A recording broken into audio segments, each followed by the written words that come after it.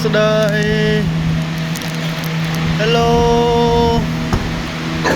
Mogo. Mogo mogo. Nhâm ơi, nhâm bài. Con mong nhâm bài ơi. Lọ nào bóng bồn ơi. Nè.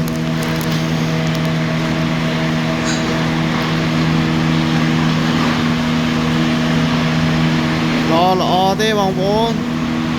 Thôm à này. Bây giờ 70 kg ấy, 80 kg ấy. Bây giờ mà sắp đá đến ban luôn á.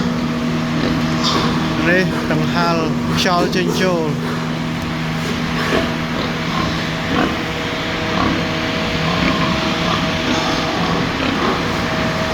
Chụp mà kia này bà hai giờ tụm môi bờ rồi các bà không mà kia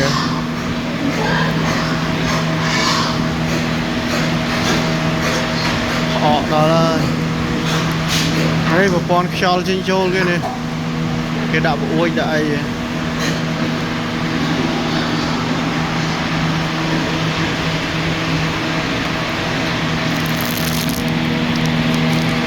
tụi mơ mà tốt tiết nữa này tụi mơ mà tốt tiết miền tràn tốt mà miền buồn tốt mà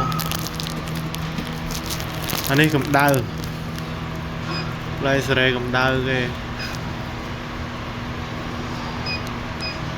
cầm đau nó không trung trung một hơi buồn cho bay ông xa anh ấy cái áo chân này xí cái áo một con chân này cho ô tô đây nhá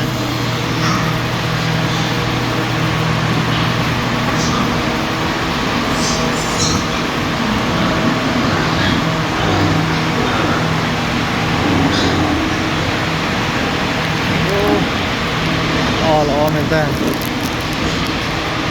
bye bye bông bôn